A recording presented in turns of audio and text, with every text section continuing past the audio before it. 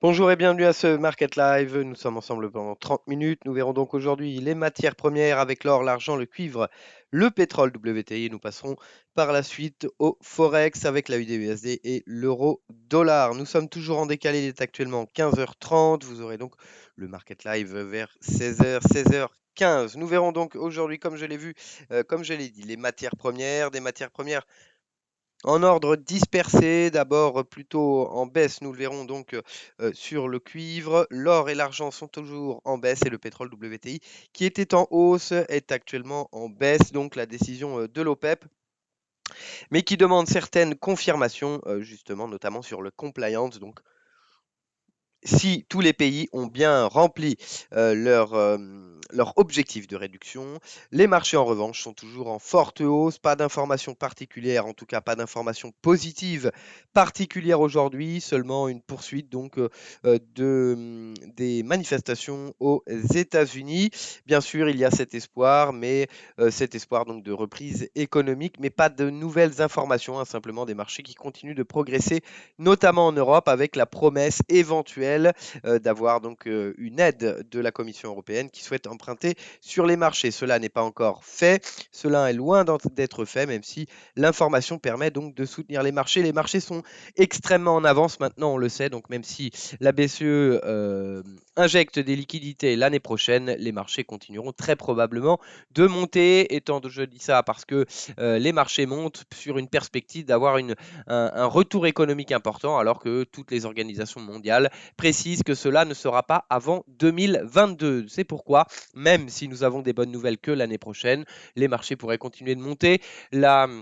La perspective, donc, la perspective court terme n'est plus intéressante pour les marchés financiers. La bulle continue donc de gonfler, mais nous avons déjà eu une bulle l'année dernière, hein, en 2019, où les actifs étaient déjà extrêmement élevés, avec des perspectives de résultats plutôt solides, bien sûr, mais tout de même, hein, les trois baisses de taux de la Fed avaient permis de gonfler les valorisations. Nous sommes maintenant revenus quasiment sur ces valorisations avec des perspectives de résultats nets qui sont bien inférieures à celles de l'année dernière, et donc la bulle qui gonfle encore plus. Alors il y a eu des bulles, hein, dans l'histoire. On a eu bien sûr la bulle Internet, sauf qu'il y avait quand même des perspectives de résultats nets qui étaient importants, et il n'y avait pas de risque de pandémie, il n'y avait pas de risque de friction entre les deux premières puissances mondiales, il n'y avait pas de risque à Hong Kong, il n'y avait pas de risque aux États-Unis également. Donc, nous continuons cette accélération sur les marchés financiers. Les matières premières en profitent, notamment le cours du cuivre, baromètre de l'économie. Nous allons tout de suite aller sur les graphiques, bien sûr. Nous sommes ici pour regarder un peu ces graphiques, hein. Ici, ce sont les actions, hein, donc pas de risque, aucune baisse. Ubisoft simplement qui baisse. Nous avons Unibail qui hausse de 13,90%. Nous étions dessus simplement. J'en parle ici. Donc nous allons revenir sur les matières premières. Les matières premières.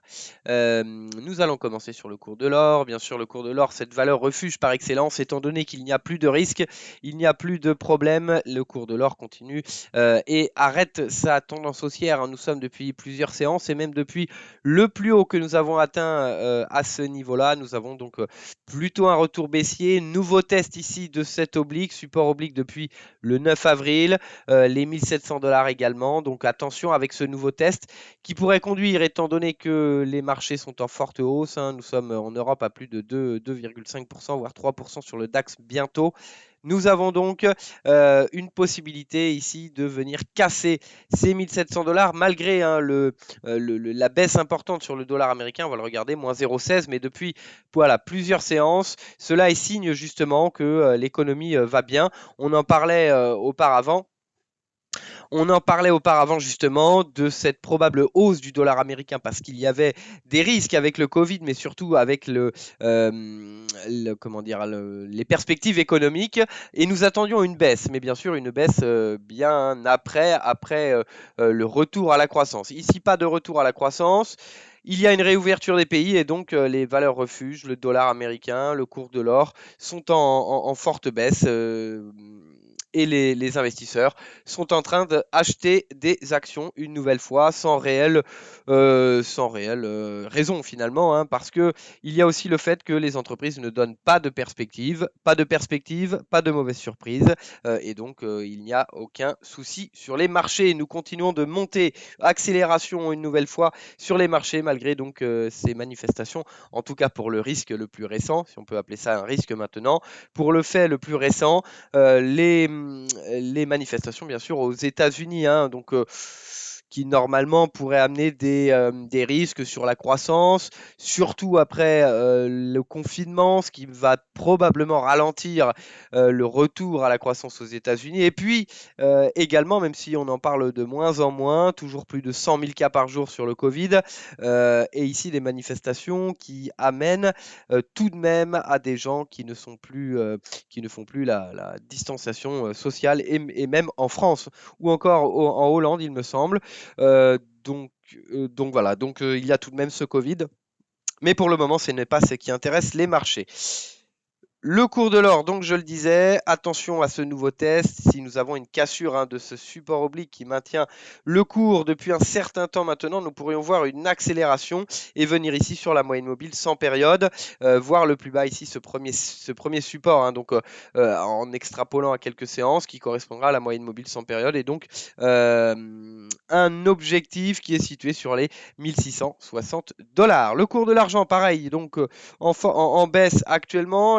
La hausse était un peu plus franche, hein. Nous avons eu une hausse extrêmement importante sur le cours de l'argent. Donc depuis ce point bas, une crise la plus rapide de l'histoire, donc une crise éclair sur les marchés. La situation économique reste bien celle d'une crise, avec des licenciements, avec des faillites, avec une augmentation de l'endettement, une baisse de la demande, bien sûr. Mais ici, nous sommes sur les marchés qui n'a plus de rapport avec l'économie. Ici, donc, nous restons sur le cours de l'argent technique. Nous voyons donc un support technique, hein, justement sur cet ancien plus haut du 20 mai, ici, donc sur les 17,63 $. De la même façon, hein, si nous pourrions voir une poursuite de la baisse. S'il n'y a pas d'autres risques, donc nous attendons une poursuite de la baisse, malgré la baisse du dollar américain, en cas de franchissement. On va rester sur le technique. En cas de franchissement ici, donc sur les 17,63, le retour pourrait nous amener premier objectif 17,32, voire revenir ici, hein, une nouvelle fois sur le seuil des 16,80, le bas de ce canal ici, de ce canal d'hésitation, et de la moyenne mobile 200 périodes. Nous passons maintenant au cuivre. Le cuivre donc qui se maintient également de la même façon, hein, qui traduit plutôt d'une demande, même si en effet sur le cuivre nous avons tout de même un retard important. Mais la baisse n'a pas été extrêmement importante non plus. Si on regarde par exemple, voilà, sur la crise de 2009, donc le cours du cuivre a fortement baissé, partait de plus haut bien sûr, mais la chute a été importante. Le rebond également. Ici, c'est simplement, on a l'impression d'une correction, hein. On a vu ça ici en 2018. Donc, pourquoi on a eu une baisse comme ça sur le cuivre, qui est à peu près équivalente à celle que nous avons eue pour une récession sans équivalent depuis les années 30. Cette baisse ici, c'était donc des craintes de ralentissement économique du fait de tensions entre la Chine et les États-Unis. Nous avons ce type de risque également avec d'autres. Mais voilà, nous avons donc un retour. Et il faut voir également que le retour aussi après cette baisse, donc déjà nous ne sommes jamais revenus sur ces niveaux parce qu'il y a toujours eu des tensions avec les États-Unis. Et pour avoir une hausse que nous avons actuellement, donc la hausse ici de 26%, avec le point bas, il a fallu, nous n'avons jamais eu revenu, nous sommes jamais revenus. Mais même pour avoir un rebond significatif, tout de même, il a fallu certains mois. Ici, nous sommes donc le point bas en août, et ici, donc mi-septembre, donc un mois et demi. Donc à peu près le même type. Ici, un léger ralentissement suite aux crises, en tout cas aux tensions commerciales entre les États-Unis et la Chine. Et ici, récession donc comme jamais depuis des années 30.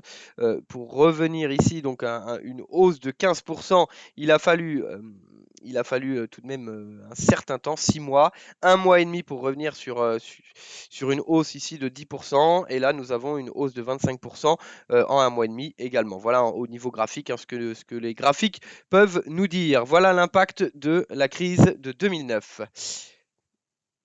Nous allons donc maintenant revenir sur le graphique en journalier, sur le cours du cuivre. Le graphique en journalier nous indique toujours une accélération haussière depuis le dépassement de la moyenne mobile 100 ici. Et nous avons donc les 2,50 $. Un franchissement des 2,50 $ et nous attendons un retour sur les 2,56 $ ici, la moyenne mobile 200 périodes et la résistance que nous avons tracée ici. Donc toujours fortement haussier, avec notamment le PMI manufacturier en Chine, hein, qui est au-delà des 50, donc un signe d'expansion. Et le cuivre donc pourrait poursuivre au-delà des 2,50 $. Nous allons donc terminer les matières premières avec le cours du pétrole. Le cours du pétrole qui, lui, en revanche, réduit sa hausse, même si nous avons tout de même une hausse importante.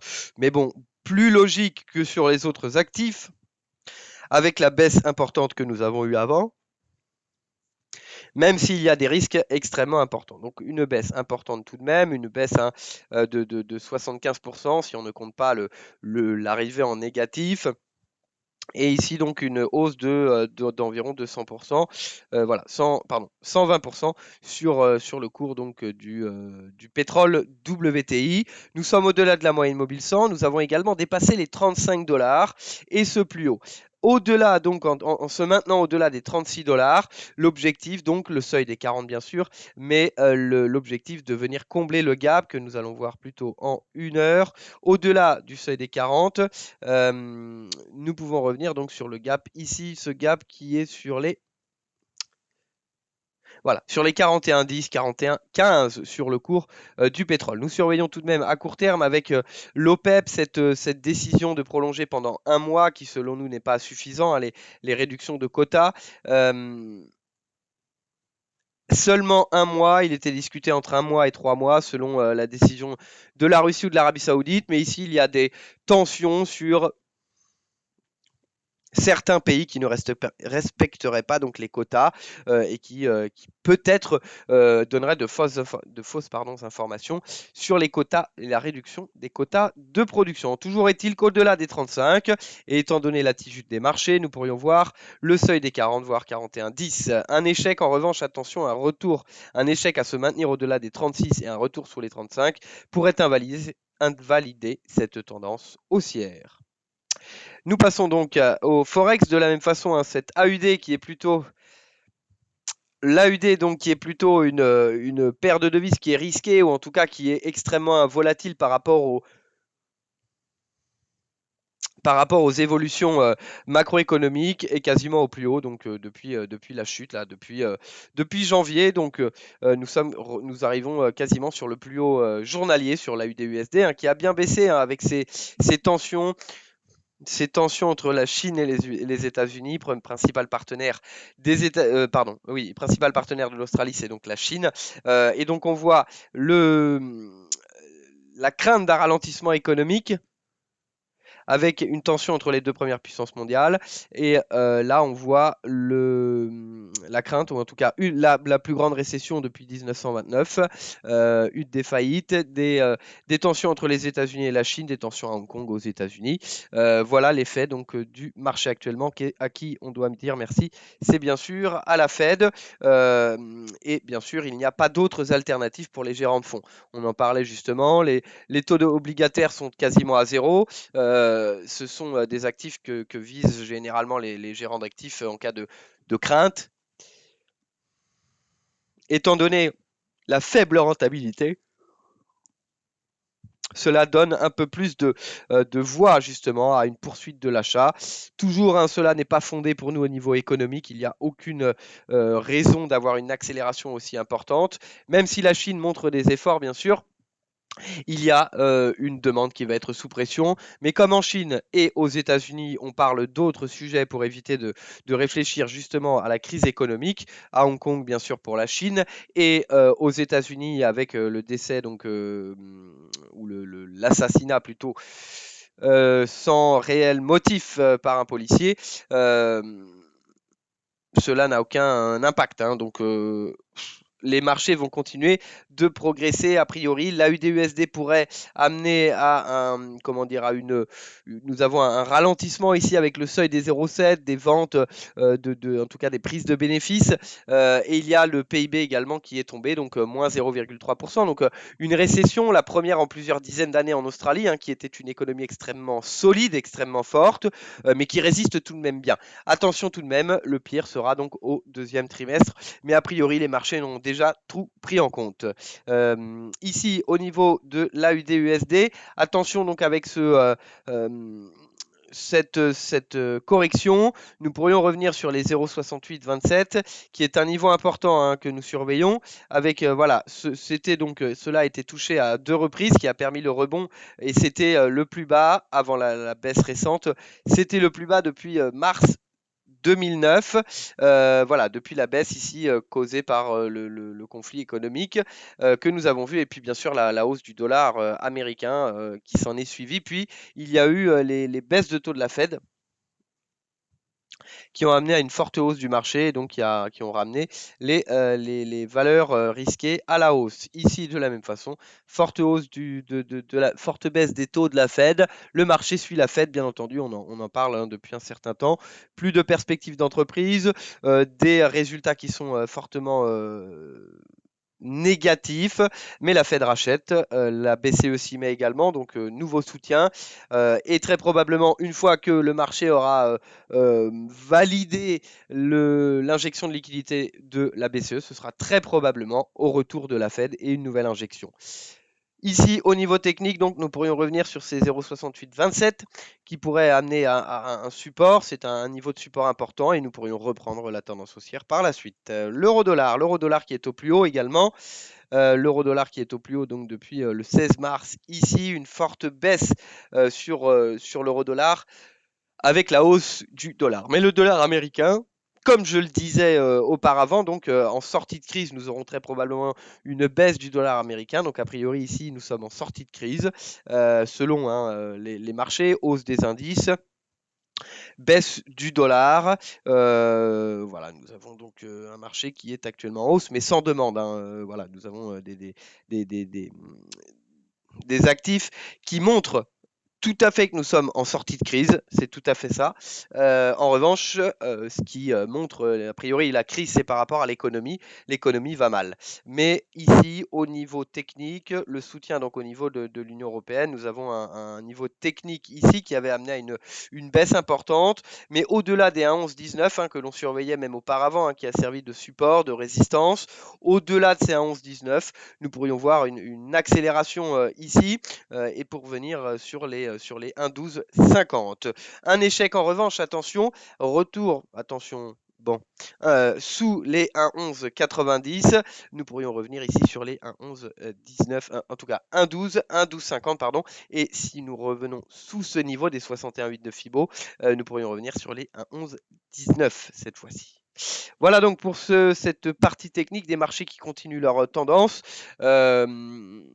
Plus de 20% de hausse depuis la dernière correction de 7% qui était il y a 2 semaines à peu près, donc 20% de hausse supplémentaire, une accélération extrêmement importante. Donc ce V-shape que nous voyons sur les marchés financiers, mais que nous ne voyons absolument pas sur l'économie. Donc comme je le disais, les marchés financiers voient généralement en avance par rapport à l'économie, mais là ils sont extrêmement en avance. Ils sont, on va dire, peut-être 2 ans en avance par rapport à l'évolution. Mais d'ici là, on aura des résultats d'entreprise, peut-être aucun impact, comme il n'y a plus de perspectives, que les sociétés pourraient abandonner les perspectives trimestrielles. Il n'y a plus de soucis à se faire, en tout cas il n'y a plus de déception, et donc les marchés pourraient continuer de progresser, mais les valorisations sont extrêmement importantes, et en comparaison de la bulle Internet, il y avait bien sûr une valorisation qui était au-delà de la moyenne, hein, beaucoup trop importante, mais en revanche, il n'y avait pas des craintes enfin, en tout cas, nous n'étions pas en récession. Nous n'étions pas avec des risques de guerre froide, comme le disait un des ministres chinois, entre les deux premières puissances mondiales. Nous n'étions pas en train de voir des manifestations extrêmement violentes à Hong Kong, qui amènent donc à des tensions au niveau mondial. Nous n'étions pas en train de voir des tensions extrêmement importantes aux États-Unis. Mais nous sommes quand même dans une forte bulle. Attention tout de même, même si pour le moment, les marchés vont profiter de la BCE et comme je le disais, vont très probablement profiter également par la suite de la Fed à nouveau. Nous pourrions voir un point de rupture au niveau de la présidence, parce qu'on voit bien de l'élection présidentielle, on voit bien sûr, le président américain et l'administration qui a tout fait pour soutenir les marchés. Maintenant que les marchés sont en hausse, on entend beaucoup moins parler de soutien à l'économie, on entend beaucoup moins parler des problèmes économiques, étant donné que les marchés ont l'air sauvés, il n'y a plus d'intérêt à soutenir une économie, il n'y a plus d'intérêt, a priori, bien entendu. On en entend beaucoup moins parler depuis que les marchés sont haussiers. Donc, comme nous le disions, c'est plutôt les marchés qui avaient besoin d'être sauvés pour l'administration américaine, plutôt que l'emploi qui est en forte baisse, des dizaines de millions de personnes qui sont sans emploi, des heurts dans la ville. Mais a priori, les marchés sont sauvés, donc plus besoin pour le moment de soutien. Donc les marchés continuent, mais très probablement, s'il y a une légère correction, nous entendrons très probablement entendre de soutien au niveau des États-Unis. Pour le moment, toujours des soutiens, des perspectives de hausse avec la Chine, je le disais, donc par exemple le PMI manufacturier qui est au-delà des 50 aux États-Unis ou en Europe, cela n'est absolument pas le cas. Nous avons donc deux publications, il y en a beaucoup que nous allons surveiller, même si cela n'a plus beaucoup d'impact finalement, à part la hausse, même si les nouvelles sont mauvaises, la hausse se poursuivra selon ce que l'on voit depuis le point bas que nous avons observé depuis maintenant 30%. Les ventes au détail pour l'Australie, donc comme je le disais, l'économie, moins 17,9% au mois d'avril, contre un précédent à 8,5%. Donc c'est un peu décalé en effet. Mais tout de même, les ventes au détail, nous avons, c'est ce qui montre donc la demande, c'est ce qui fait travailler les entreprises, c'est ce qui amène à l'augmentation, à l'évolution de l'offre et à faire des profits a priori, également des sociétés, attendues en baisse de 17,9%. Ce sera donc demain et ce sera à 3h30 du matin. La conférence de presse de la BCE que nous suivrons avec attention. Ici, les aides ne viennent pas forcément de la BCE, il y en a de la BCE, mais c'est la Commission européenne qui permet de soutenir. Je le rappelle, les 750 milliards de soutien. Même s'il y a 4 pays qui ne sont pas d'accord, que les 27 doivent être d'accord pour mettre en place, même si la plupart des personnes proches du dossier ont prévenu que cela ne se fera pas en juin, probablement en juillet, et que cela n'est absolument pas assuré, comme certains ne sont pas forcément d'accord. Je le rappelle, 27 pays doivent donner leur accord. La BCE, en revanche, ici n'a pas besoin de l'accord des 27 pays et donc pourrait continuer de soutenir l'économie, même si pour le moment, elle préfère attendre. Donc au niveau de la BCE, ce sont des décisions qui pourraient être décalées dans le temps, donc, et attendre, bien entendu, de voir le réel impact sur l'économie. Parce que pour le moment, on a vu que le premier trimestre, le confinement a commencé, on a vu 15 jours de confinement au niveau de l'Europe et des États-Unis au premier trimestre. Le deuxième trimestre va être un petit peu plus difficile, mais bon, on verra. Il y aura certainement beaucoup de soutien financier. S'il y a une crainte trop importante, une baisse de 7% amène par la suite à une hausse de 20%, c'est ce que nous avons vu sur les marchés, toujours en hausse. Et pour conclure, c'est une augmentation des risques dans le nombre et dans l'intensité et une augmentation de la tendance haussière. De la même façon, de plus en plus de secteurs qui augmentent avec une intensité de plus en plus importante. Voilà donc pour ce Market Live. Merci de nous avoir suivis. Vous retrouverez Alexandre Baradez dès demain à 11h. Merci à tous.